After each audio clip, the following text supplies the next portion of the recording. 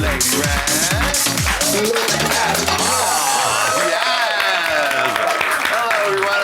To Look at the Hey Qween After Show, where our celebrity guest takes a look at some of the haws that they have worked with and spills a little tea.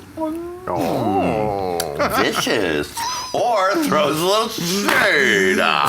Oh, and don't forget, look who's here. It's Sketch. Look at that. Oh, that's a whole lot of stuff, ain't it, Victoria? Oh, I love it. Oh, my goodness. All right, see you later, cutie. Run off, little bunny. Bye. Pop, pop, pop. Pop, pop, pop. Oh, Pork Chop is, Victoria PORKCHOP PARKER is here, everybody. Oh, honey, I mean, you started to get into stories about things. I think we could have just gone on forever. Oh, no, I've got lots of good old stories. We're going to have you back for a full tea-spilling, a long story edition, I'd honey. love to. Because I need to get into because with all the backstage stuff that you've done, with all the drama at pageants, with the, I mean, honey, we could just, we'll talk. We'll do it again because I want to get into all those stories too. Of course, we're still with the beautiful Miss Lady Red. Hi, honey. Well, So hello. gorgeous. I love that big brooch you're wearing. Is it a brooch? Or whatever it is. Yeah. I glue shit to my body, literally. Well, there you go. There you go. All right, Pork Chop. So, do you know how to play this game? I have seen it on the show. Okay, so you know we're going to show you some girls, some queens, and you'll just, give a little tea, a little shade, or just tell us something that we don't know. Okay. Okay? So, let us begin. Uh-oh. Look at her. Oh, BB! BB! She brings a smile to my face immediately. Does she? Yes, she does. I can't say anything but positive about her. She was a winner of season 1, as you know. She's the original Drag Race Next Superstar. BB's just got a huge personality. I remember sitting in the van with her on the first shooting day, and I thought to myself, either she's going to go home first or she's going to win. Right. Because you either love her or you hate her. She's very international, and she lets you know immediately. She's very international, but she's a very intelligent person, great performer, and a really nice person. Now, I know she's still performing, but she also seems to have kept a little bit of a lower profile. Well, she moved to New York right after the show and did some music. I remember that. Yes. And I remember she did the big show at the club there. Yes. But then I haven't really heard from BB in a while, and I know she works a lot. She is back in Minneapolis, where she lived at when she won Drag Race, and she works at the Gay 90s on the cast. Well, that's where she worked when she won, and she returned there and she worked for a couple of years after she came back from New York, and now she's still in Minneapolis working at another club. So she's back at home in Minneapolis doing her thing. I'm sure she's on tour all the time. She's getting ready to release a new album, actually. Oh, is she? Well, a new song. I can't say an album, but I know she's got one. She's coming out with a new single. All right. Well, BB, we'd like to see you right there next to your friend Pork Chop. All right. Look at him. Oh, Liz Edwards. Now, she was in pageant with you. How old was she then? She was very young. In her 20s? Yes. Yeah. But Alyssa, and she may remember this, she might not. At the rehearsal for Final Day, we have a rehearsal at the convention center, the Memphis Convention Center, whatever the name of it was. And I told her, because I had observed her, and having done pageants and been in this industry at that time for 25 years. Right. I could see that she had a lot of potential. And I went up to her and I said, you might not win this pageant tonight, but you're going to win it one day. And she won it within 3 years of that. And then she got on Drag Race and she started a whole new career. But she's a whole bundle of energy wrapped up in an ADD body. Yes, she is. I mean, that's the best way I can describe her. She is just a bundle of energy who's got charisma and nerve and talent that you can see from behind a closed door. Definitely, that's all I can say about her. I can't say anything except she's crazy. That's I love true. her. We seem to get that idea from our guests. Look at her.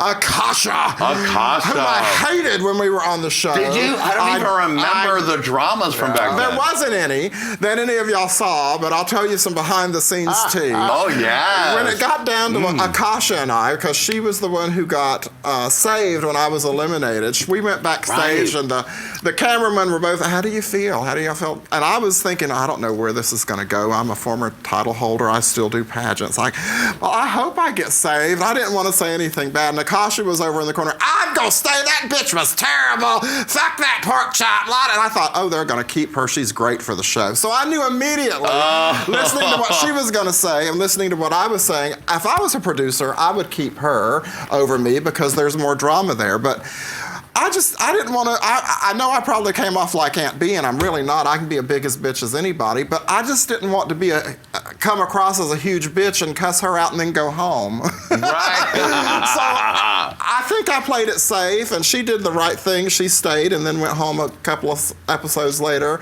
But after the show, we talked, and I got to know her, and I understood exactly where she was coming from. She didn't have anything to lose because at that time, no one knew who Akasha was. Right. Where in my poor circumstance, at that time, everyone knew Victoria PORKCHOP Parker because I was a former Miss Continental, and I had a lot to lose, so I didn't want to come across as a bitch. Suddenly, she was the smarter one in the situation. So Akasha, I love you, but you got me right together, honey. Face Off All Stars 3. Shade. Shade.